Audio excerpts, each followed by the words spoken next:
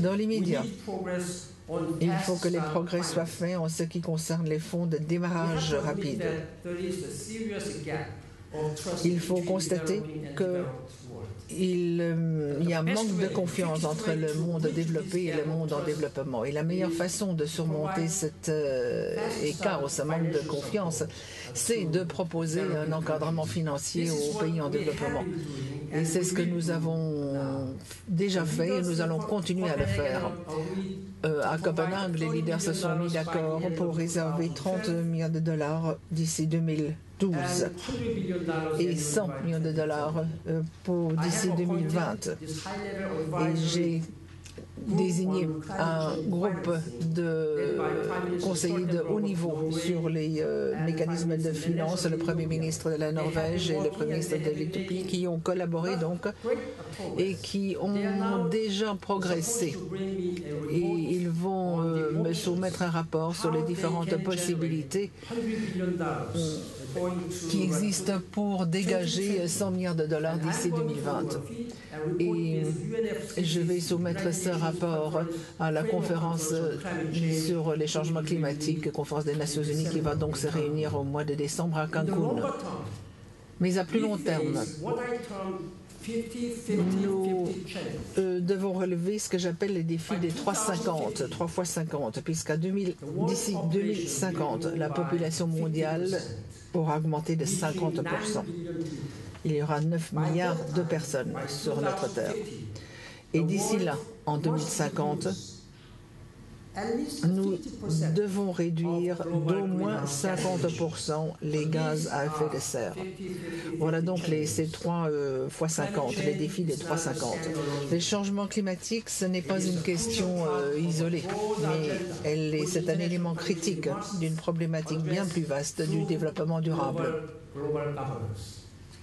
Et nous devons y répondre par le biais de la gouvernance mondiale.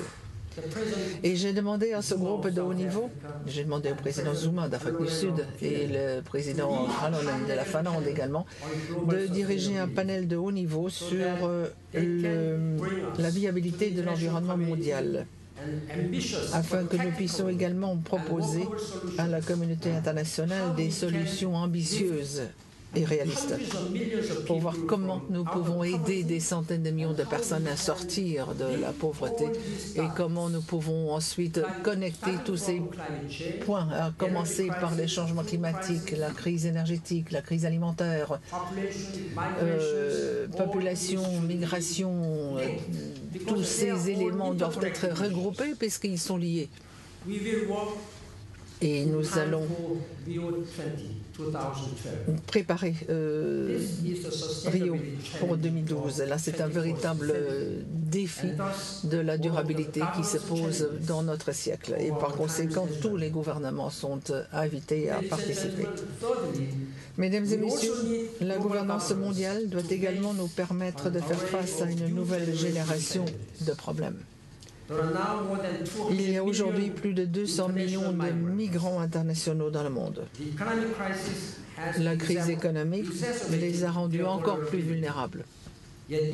Pourtant, même là où le chômage est élevé, il existe souvent une demande parallèle pour des travailleurs étrangers. Et nous devons surmonter les peurs, mettre l'accent sur les droits et déterminer quel est le meilleur moyen pour que tant les pays d'origine que les pays d'accueil recueillent les fruits du développement. Comme les migrations, les biotechnologies font naître à la fois espoir et crainte. L'espoir de vaincre la faim, la maladie et la pauvreté, et la crainte de nuire à l'environnement et de compromettre notre sécurité.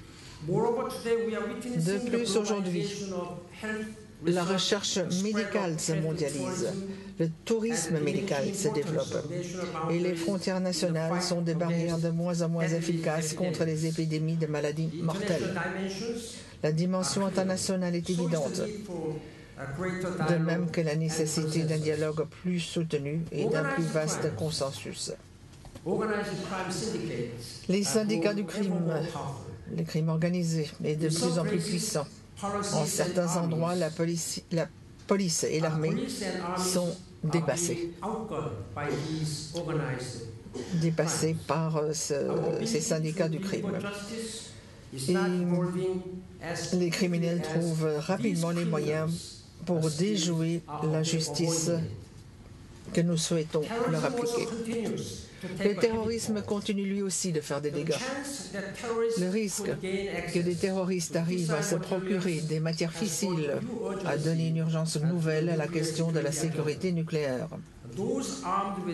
Et ceux qui sont armés d'une bombe aujourd'hui ou d'armes à feu pourront demain avoir à leur disposition un arsenal bien plus puissant.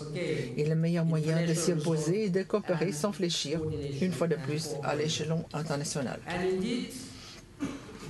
Déjà, face à ces nouveaux problèmes, nous avons adopté de nouveaux instruments juridiques, élaboré de nouvelles stratégies, noué de nouveaux partenariats.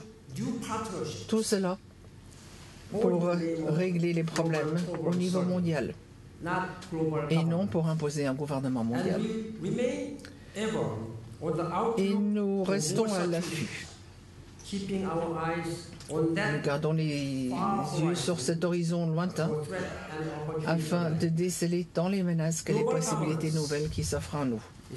Nous devons aussi nous préoccuper de ce qui se passe ici et maintenant. Il ne s'agit pas simplement de trouver, de fixer des objectifs à long terme. Il s'agit également de leadership. Les référendums sur l'autodétermination du Sud-Soudan et sur le statut de l'abbaye auront lieu dans moins de 3 mois. Les enjeux sont importants.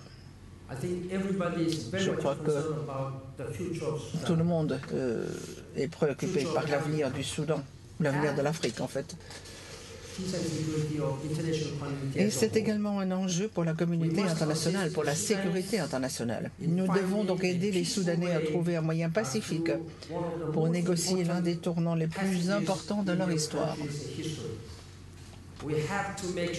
Et nous devons veiller à ce que le référendum qui se déroule le 9 janvier de l'année prochaine se déroule de la façon la plus démocratique, la plus équitable et la plus pacifique possible. Et les Nations Unies ont mis en place une équipe de suivi dirigée par M. Mkapa, l'ancien président de la Tanzanie. Et dans chacun des comtés du Soudan Sud, il y aura donc un tel moniteur qui va suivre le déroulement de ce référendum, à partir de cette semaine du reste. Comme vous le savez, le 24 septembre, j'ai également convoqué une réunion de sommet où de nombreux chefs d'État, y compris le président Obama des États-Unis, un grand nombre de leaders africains se réunissent, y compris 2 représentants du nord et du sud du Soudan. Et ce fut là l'une des réunions de plus haut niveau qui se soit jamais tenue sur la situation, sur la question du Soudan. Et nous souhaitons là également continuer à coopérer sur le plan international et nous baser sur une bonne gouvernance. À Haïti, 9 mois après le tremblement de terre catastrophique, les opérations humanitaires permettent de ravitailler en eau plus d'1 million de personnes par jour. L'assistance humanitaire a été rapidement mise en place, mais il est évident qu'il y a encore des besoins très importants sur le plan du logement, de la sécurité, du renforcement des capacités, de l'éducation. Et ces questions devront être gérées collectivement sur le terrain. C'est ça aussi la gouvernance mondiale.